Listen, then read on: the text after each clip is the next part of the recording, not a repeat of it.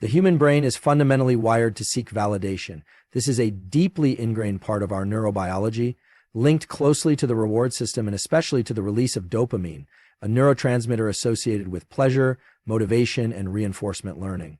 When someone receives praise, attention, or approval from others, their brain responds with a dopamine hit, reinforcing the behavior that led to the reward.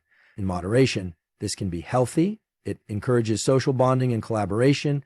However, when someone becomes excessively dependent on this kind of external validation, a shift occurs in the brain's motivational architecture. Instead of pursuing growth, mastery, or fulfillment from within, the individual begins to pursue behaviors that are likely to generate applause from others. Over time, this rewiring creates a dependence on praise rather than progress. Motivation becomes less about accomplishing something meaningful and more about how that accomplishment will be perceived. This dependency can become an addiction of its own kind. Every act becomes a performance. Every step forward is taken with an eye toward who's watching, who's approving, and who's applauding. This creates a fragile ego structure, one that cannot survive without continual reinforcement from the outside world. The danger here is not just psychological, it is physiological. Chronic dependence on external validation can dull the brain's natural ability to feel motivated by intrinsic goals. This is especially harmful in young people whose brains are still forming and are more susceptible to conditioning through feedback. Instead of learning to work through difficulty for the sake of improvement, they learn to optimize their actions for likes, praise, or attention. This makes them more vulnerable to stress and less resilient in the face of challenges. What the neuroscience tells us is clear. When your reward system is hijacked by external validation, your drive becomes fragile and short-lived. You may feel moments of elation when people praise you, but they're followed by inevitable crashes. Worse still, you start to avoid activities that won't get noticed, even if they're critical to long-term success. The overactivation of reward circuits from superficial approval can actually crowd out the slower, more rewarding experience of deep learning, consistency, and purposeful effort. True confidence and satisfaction come not from being seen, but from knowing you've done something worthwhile, whether anyone else notices or not. Training the brain to thrive on that internal signal rather than the dopamine spike of social approval is what builds real, lasting motivation. When individuals invest their attention and energy into showing off, they are unknowingly mismanaging one of their most limited resources, cognitive capacity. The brain has a finite amount of energy it can allocate to tasks each day. This energy, often referred to in psychological terms as cognitive load, is meant to be directed toward problem solving, learning, memory formation, and self-regulation. However, when a person begins to prioritize managing their image, carefully crafting how they are perceived by others, what they wear, what they say, and how they appear, they begin to burn mental energy on activities that produce no long-term cognitive or emotional returns. This is not just a metaphorical concern, it's a measurable one. Studies in neuroscience show that multitasking, or splitting attention between performance and perception, significantly lowers efficiency and the depth of cognitive engagement. If someone is doing something not purely for learning or development, but rather for how it will look to others, they divide their attention. As a result, they retain less, grow less, and progress more slowly. Energy spent on superficial presentation cannot be simultaneously used to build internal skills or resilience. Moreover, constantly managing an external persona creates emotional fatigue. Emotional regulation requires effort. Trying to appear more competent, more confident, or more successful than one actually is places stress on the nervous system. The brain begins to associate effort not with growth, but with fear. Fear of not being impressive enough, fear of being overlooked, fear of being less than someone else. That kind of stress response activates the sympathetic nervous system, the body's fight or flight mode, and over time, this kind of low-grade chronic activation leads to exhaustion, anxiety, and burnout. What could have been a path toward mastery becomes a treadmill of performance powered by insecurity and sustained by a fear of irrelevance.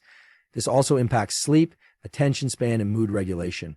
When cognitive and emotional energy is being misused, the prefrontal cortex, the part of the brain responsible for decision-making and long-term planning, begins to underperform. This makes it harder to set goals, delay gratification, and make wise choices, all of which are necessary for sustained personal development. In contrast, individuals who invest their energy internally, focusing on skill acquisition, reflection, or building endurance, train their nervous systems for resilience and focus.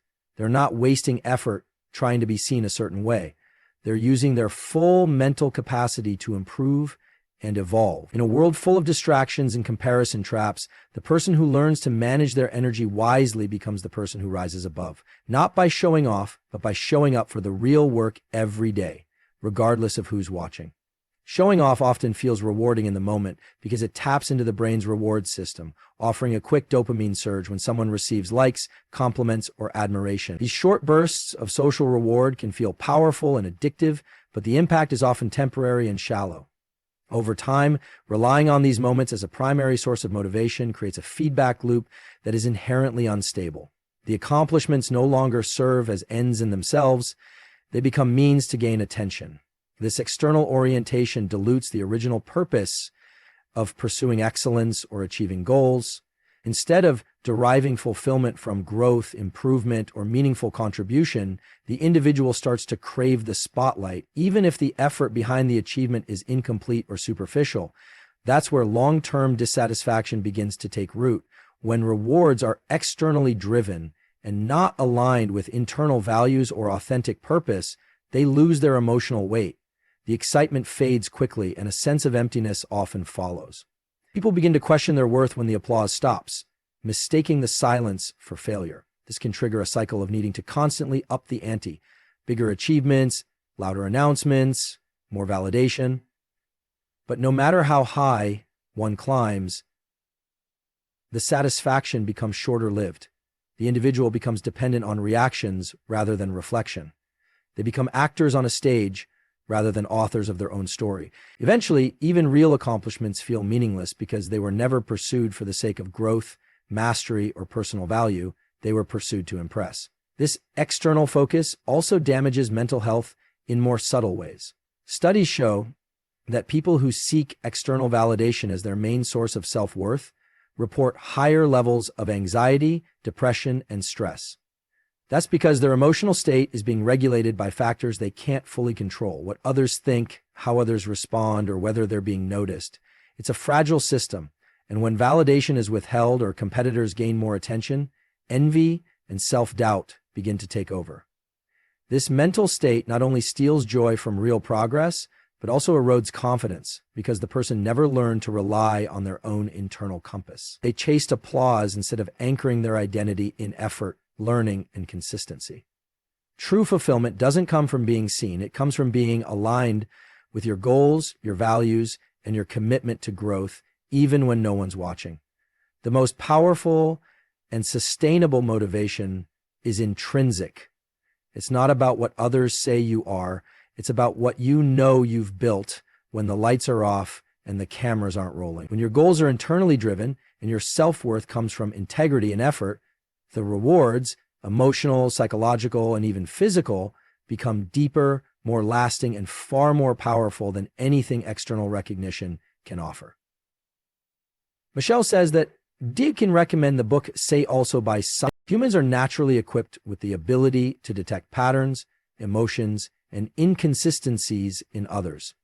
This is not just a social skill. It's a neurological adaptation that evolved to help us assess trustworthiness and predict behavior. When someone frequently shows off or exaggerates their achievements, the people around them may not always consciously identify the behavior as disingenuous, but their brains register something is off. Subtle cues such as overcompensation, inconsistencies in tone or language, or forced confidence can trigger feelings of mistrust. These signals are processed in regions like the amygdala and prefrontal cortex, which are responsible for emotional regulation and social judgment. Over time, these repeated signals of incongruence create a credibility gap between what the person presents and what others believe to be true. The problem with showing off is that it usually attempts to signal confidence or superiority, but it often ends up signaling insecurity. When someone constantly seeks attention for their accomplishments, it can raise an unspoken question in others. Why do they need to prove this so often? People who are genuinely confident typically don't need to advertise their achievements. Their energy Consistency and humility speak for themselves. And when someone deviates from that and seeks constant recognition, it can feel manipulative or self-serving, and this slowly erodes the trust others place in them. Trust is one of the most valuable currencies in personal and professional relationships. Once it's lost, it's difficult to regain. And ironically, the very effort to appear impressive can backfire, making the person seem unreliable or even insincere. Social signaling, the way we communicate our traits, status, and values to others, is deeply rooted in psychology and evolutionary biology. In authentic signaling, individuals demonstrate competence or reliability through consistent action over time. But when signaling becomes exaggerated, when a person starts to project an idealized version of themselves rather than a true one, others can sense the artificiality. Even if they don't say anything directly, their willingness to engage deeply with that individual diminishes. This is especially critical in environments where collaboration, loyalty, and character are valued, like leadership roles, team-based projects, and long-term friendships. When someone is seen as always trying to impress rather than contribute, they become less trusted and more isolated, even if they appear socially active. Furthermore, constantly showcasing accomplishments puts pressure on maintaining an image. Once a person becomes known for always being the best, they feel obligated to live up to that perception. Any slip, mistake, or moment of vulnerability threatens the identity they've constructed.